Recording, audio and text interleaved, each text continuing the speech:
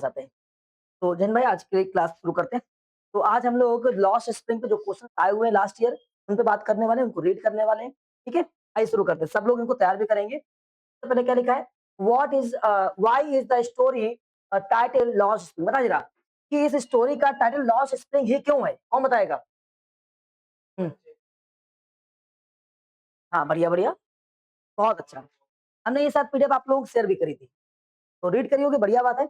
और अगर नहीं रीड करी तो आपको इस तरह क्वेश्चंस का आंसर देना चाहिए। क्या लिखा है कि लॉस्ट स्प्रिंग इसलिए बोला गया क्योंकि इसमें जो चाइल्ड दिखाए गए थे, वो सभी चाइल्ड अपना जो बचपना होता है, चाइल्डहुड होता है, वो या रैग पैकर बनकर, मतलब भिखारी बनकर, या कूड़ा करकट उठाने वाले बनकर, या तो वो जो चूड़ी बनाकर बैंगल्स बनाने में जो सेल में काम करने वाले बच्चों की तरह से अपना पूरा बचपना, चाइल्डहुड क्या कर देते हैं? बेकार कर देते हैं। उनका बचपना उसी में निकल जाता है। इसलिए उन्हें क्या बोला गया है? लॉस्ट स्प्रिंग इस स्टोरी का नाम रखा गया है। आइए आंसर में लिखा है the title symbolize the lost spring क्या of a poor children like a Saheb and the Mukesh. The lost spring purpose is the represented youth, जैसे यूथ होता है, होप होता है, and I can happiness, but due to the poverty, मतलब जो हमारे पास गरीबी होती है उसकी वजह से, और जो एक्सप्रेशन होता है एंड एक्सप्रेशन, जो हमारा शोषण होता है, बहुत लोग शोषण भी करते हैं। इन सब की वजह से क्या होता है? देयर चाइल्डहुड, उनका जो चाइल्डहुड होता है वो कैसा होता है? Is full of the hardship instead of the Joy. पूरा बहुत ही हार्डशिप, बहुत कठिनाई भरा होता है, बहुत परेशानी भरा होता है, देन कैसे? जॉयफुल से। तो आपको जॉय एंजॉय करना चाहिए। और आज के समय में एंजॉय का मीनिंग है ये, तो मुझे काम दिया गया है, आपको काम नहीं कराया जा रहा है, बड़ी अच्छी बात है।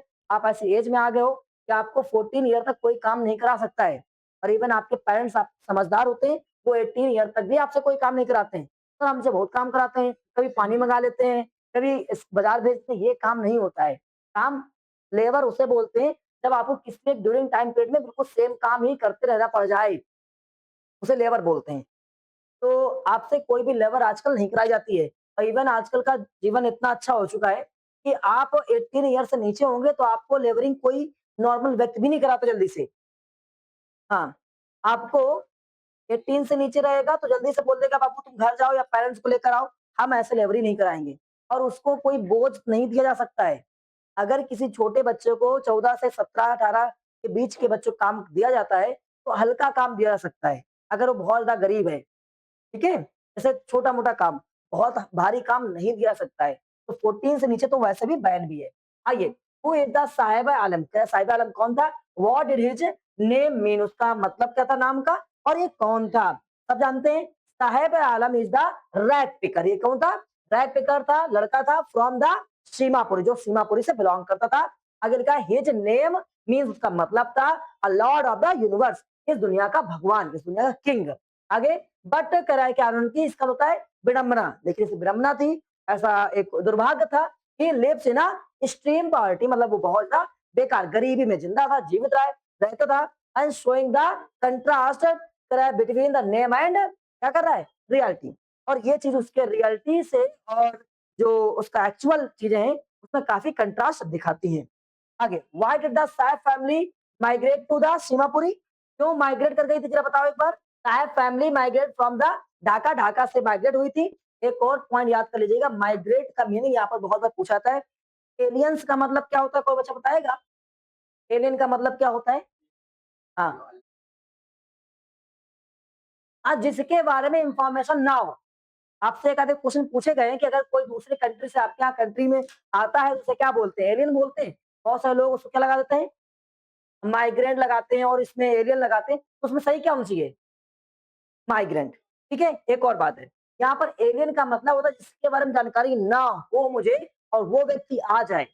जैसे अगर इस क्लास में कोई दूसरा बंदा आ जाए जिसकी इंफॉर्मेशन मुझे पहले से ना हो, वो कुछ देर के लिए इस क्लास का एलियन ही होगा। एलियन का मतलब ऐसा नहीं होता है कि वो स्पेस से उतरेगा, स्पेसशिप से उतरेगा।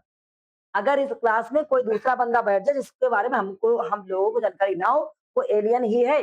अगर उसकी जानकारी मिल जाएगी, हमें उससे दोस्ती हो जाएगी, तो वो एलियन नहीं बचेगा। समझ गए? हाँ। क्या कह रहा है, जब हम आए तो सर के पास सर एलियन थे। हाँ। अच्छा, सत्या एलियन था कुछ दिन पहले। हाँ, कुछ दिन पहले सारे एलियन थे, बाद में चलिए वापस आते हैं, मज़ाक हो रहा है। Due to the storm and the poverty hoping for the better life, मतलब ये यहाँ पर बेटर लाइफ के लिए होप करते हुए लोग ये कहाँ पर ट्रैवल कर गए? इंडिया में ट्रैवल करके, but they ended up in the slums, लेकिन वो कहाँ पर आ गए? स्लम्स में रुक गए, मतलब बहुत भद्दी जगह थी, वहाँ पर अपना जीवन व्यतीत करने लगे। समझ गए? वापस आते हैं। क्या लिखा हुआ है? What does the garbage mean? कह रहा है गार्बेज का मतलब क्या था रैग पिकर के हिसाब से?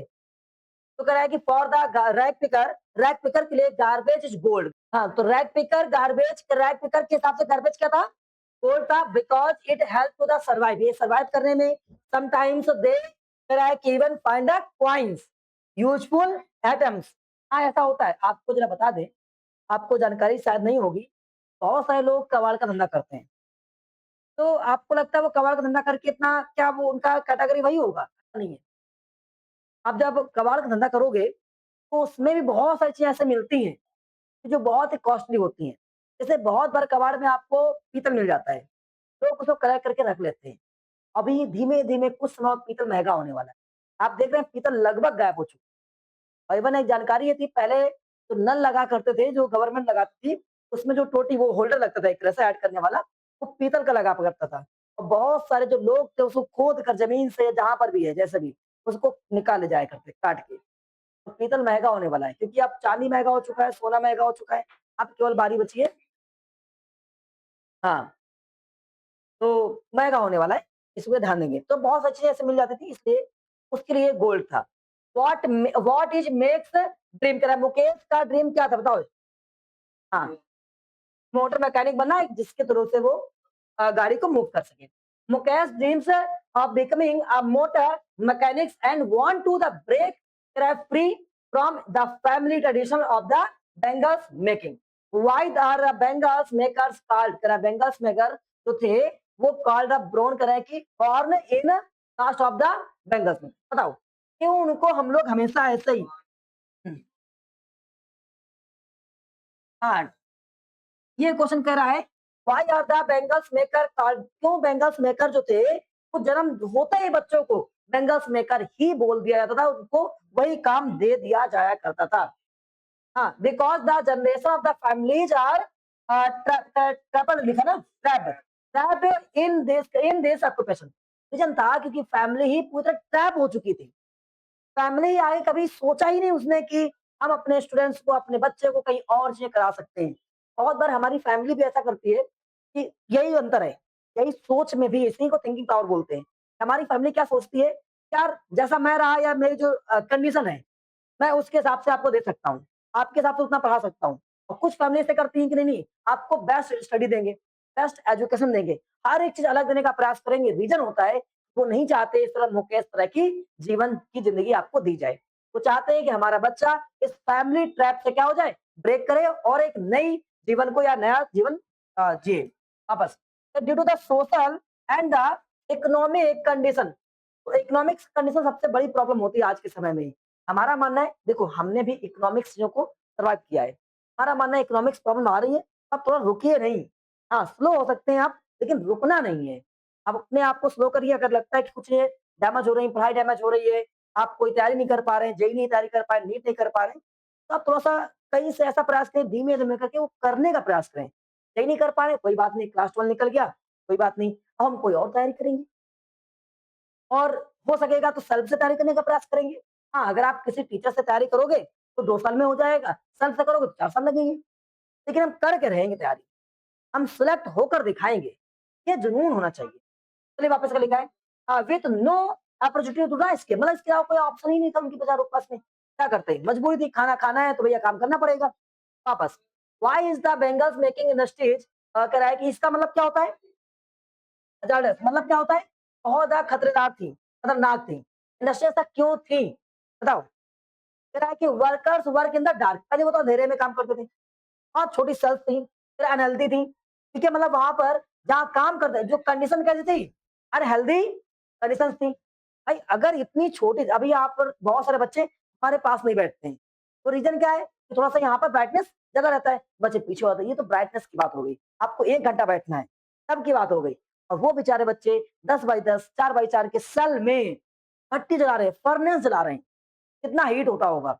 और उसमें फर्नेस में जो आग है, आग में ग्लास लगा रहा है और ग्लास जल रहा है, पिघल रहा है, मेल्ट हो रहा है और उसको पॉलिश, जो पॉलिश होती है बड़ा खतरनाक होती है।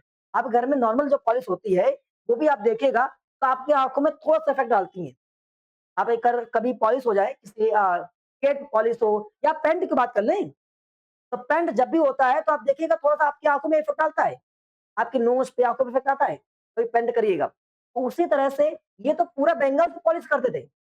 तो कंडीशन जो थी वो कैसी थी? पूरी तरह से अनहेल्दी थी। आगे नियर द फर्नेस, फर्नेस के पास में रहना और आगे लिखा है leading to the eyes problem और इसकी वजह से क्या? उनमें आईज़ की प्रॉब्लम देखी जाती थी और आगे लिखा है कि बर्न्स बहुत बार जलते भी लोग थे एंड पुअर हेल्थ इसी तरह से उनकी हेल्थ भी बेकार हो जाया करती थी। अब आगे what does the Saheb do at the tea stall? Tea stall पे वो क्या काम करता था? लिखा है Saheb works at the tea stall earning 800 and the food किराए की 800 रुपया मिलता था उसको और उसको खाना भी मिलता था। आगे लिखा है बट द सेम्स किराए की सेम्स लेस हैप्पी कह रहा लेकिन ऐसा दिखता था कि बहुत ज्यादा वो खुश नहीं रहा करता था। आगे लिखा है because he has lost his freedom. यही चीज हम आपको कहने का प्रयास कर रहे हैं कि आप हो सकता है पढ़ाई कम करके कहीं छोटी-मोटी नौकरी मिल जाए 20,000, 30,000, 50,000 की भी मिल जाए, 40-60,000 की भी मिल सकती है आपको। लेकिन अगर आप अपने एबिलिटी से नहीं जाओगे, अपनी पावर से नहीं जाओगे, तो आपको दिमागो कोई ना कोई आपका जो ओनर होगा, आपका जो लीडर होगा, तो वो आपको ज़रूर कमांड करेगा, ज़्यादा कमांड करेगा। क्यों? क्योंकि आपके पास एबिलिटी नहीं है। आप कोई एग्ज़ाम क्रैक करके जाओगे, आपके पास एबिलिटी होगा, तो कोई भी व्यक्ति आपसे कुछ नहीं कहेगा। जैसे आप अगर बड़े स्तर पर देखा जाए, तो आज अमेरिका में अमेरिका के लोग नहीं रहते हैं। अमेरिका इज़राइल का साथ क्यों देता है? क्योंकि इज़राइल के लोग वहाँ पर साइंटिस्ट बने बैठे हुए हैं। इज़राइल कहता है, अगर तुमने मेरा साथ नहीं दिया, मैं अपने साइंटिस्ट वापस कर मेरे पास दिमाग है, मेरे पास पावर है। तो उसका दिमाग और पावर यूज़ करने की वजह से अमेरिका ऑलवेज़ इज़राइल के साथ रहता है। तो आपके पास अगर पावर होगा, जैसे अगर मान लें कि आपने मेरे यहाँ कोचिंग जॉइन करी, आप बढ़िया पढ़ा रहे हैं, आपका खुद का टैलेंट है, आप बढ़िया पढ़ा रहे हैं। तो अब आप अगर जाएँगे तो मुझे लॉस होगा, और अगर आपके पास टैलेंट नहीं होगा, तो या हम आपकी जगह दूसरे को रख लेंगे, तो मुझे लॉस कम होगा। समझ रहे हैं ना? तो इसलिए हाँ, अपनी पावर्स बनाएँ ताकि अपनी खुद की एक फ्रीडम रहे। तो फ्रीडम तभी आएगी जब खुद की पावर होगी। खुद का नॉलेज होगा। आइए लॉन्ग क्वेश्चन हमारे पास लिखे हुए describe the life of the rag picker in the Seemapuri. Seemapuri में उसकी लाइफ कैसी थी? Rag pickers in the Seemapuri live in a extreme poverty without the proper house. उनके घर नहीं थे, बहुत गरीबी में जिंदा थे बेचारे। और आगे लिखा हुआ है sanitation or the basic facilities garbage is the their livelihood living livelihood लिखा है livelihood and they spend their days the searching to best for the survival मतलब कि कूड़ा करकट या कुछ बेकार चीज ढूंढते रहना केवल केवल सरवाइव करने के लिए केवल जीवित रहने के लिए।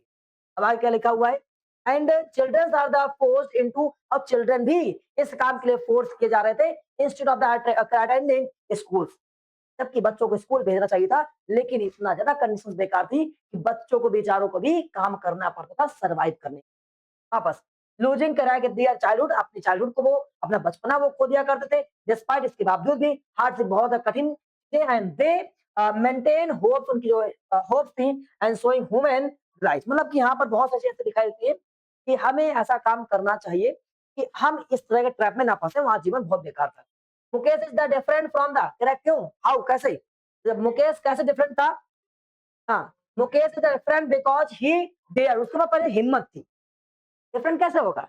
बहुत बार हम सोचते हैं यार मेरे घर वालों ने कभी नहीं पढ़ाई करी, मेरे माता पिता पढ़े लिखे नहीं, अरे यार मेरे भी ना माता पिता नहीं पढ़े लिखे, ठीक है? तो अपने अंदर डेयर होना चाहिए ना। मेरे पड़ोसी में नहीं कोई पढ़ा लिखा है, मेरे कोई रिलेटिव नहीं पढ़ा लिखा है, कोई आईएएस बना नहीं, हम कैसे बन पाएंगे?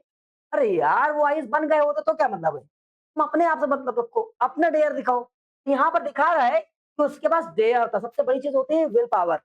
अपना विल पावर लेकर आओ, आप कर सकते हो, मुझे पता है। तो आगे लिखा है he dare to the dream. एक और हम आज एक क्लिप देख रहे हैं तो उस क्लिप में एक लड़की थी, आप लोगों ने वीडियो देखा होगा, तो वो नीट की तैयारी करने जाती है। हाँ, और नीट की तैयारी में वो लड़की कहती है कि हमारे 53% आए हुए हैं। 53% देखा होगा आप लोगों ने क्लिप? नहीं देखी बता दे रहे हैं। तो उस वाले क्लिप में ये दिखाया गया है, एक लड़की रहती है, कोटा जाती है पढ़ाई करने के लिए, नीट की तैयारी करने के लिए। तो वो 53% उसका होता है, अब वो एंट्री करती है एक बैचमेट के साथ में रहने के लिए हॉस्टल में। तो जो वहाँ बैठी होती लड़की, वो 93% वाली होती है। सब उससे बातें करती है कि भाई तुम्हें एक काम करना, तुम्हें ऐसे रहना है, वैसे नहीं रहना है, ये सब बातें हो जाती हैं। लड़की कहती है फॉर्म भर दो और इसके बाद में साथ में रहो। तो उसने बोला कि ठीक है फॉर्म भर दे रहे हैं। उसने उसी बीच में पूछ दिया आपका बोर्ड्स में कितना परसेंट था?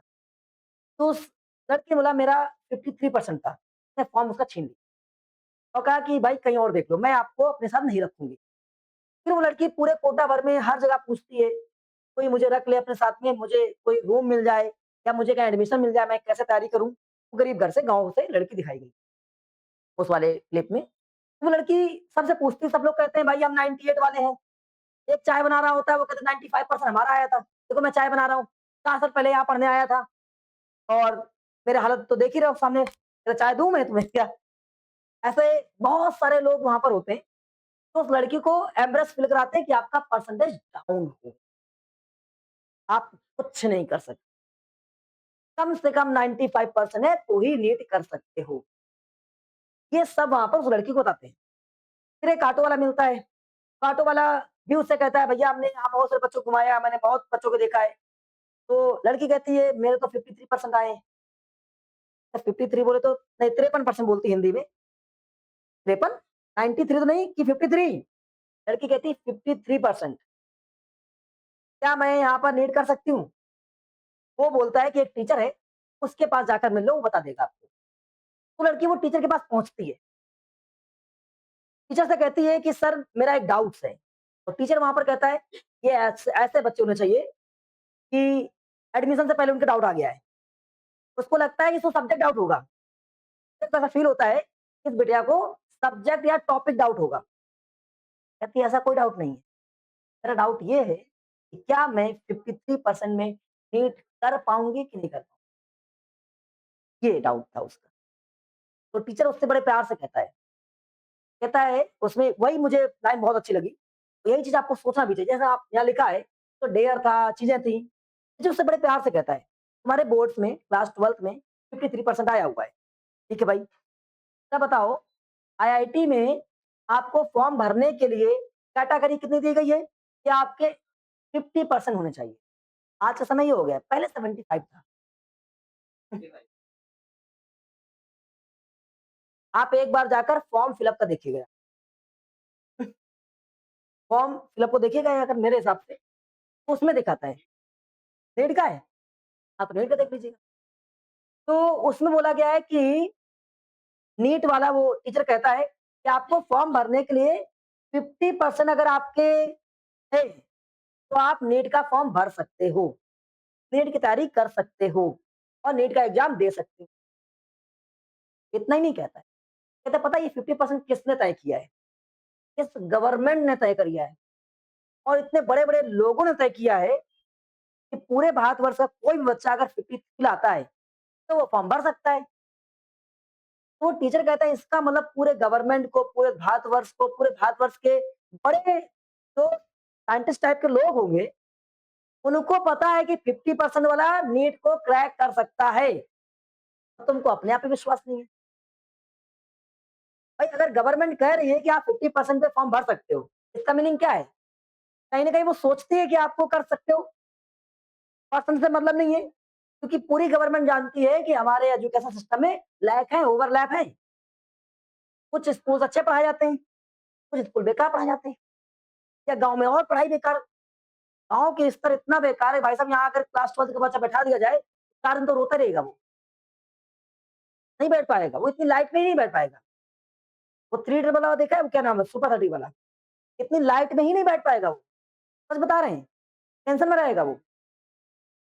तो एजुकेशन सिस्टम अलग-अलग है, वही कहते हैं आप परसेंटेज मत जाइए, अपनी मेहनत पे ध्यान दीजिए। लड़की उसमें डॉक्टर बनती है शायद, लेकिन वही चीज़ यहाँ पर उसके पास डेयर था। मुकेश यहाँ पर ज़रूर उस बहुत छोटी सेल में काम करने वाला, बहुत कम पैसे में काम करने वाला व्यक्ति है, लेकिन उसके पास सबसे बड़ी चीज़ क्या है? डेयर। इसी को डेयर बोल सकते हैं और हमारी भाषा में इसको बोलते हैं विल पावर। आपके अंदर खुद की इच्छा शक्ति होनी चाहिए, खुद के अंदर कैपेसिटी, खुद के अंदर कॉन्फिडेंस, सेल्फ कॉन्फिडेंस इसको बोलते हैं। Over confidence, self confidence. चलिए वापस आते हैं।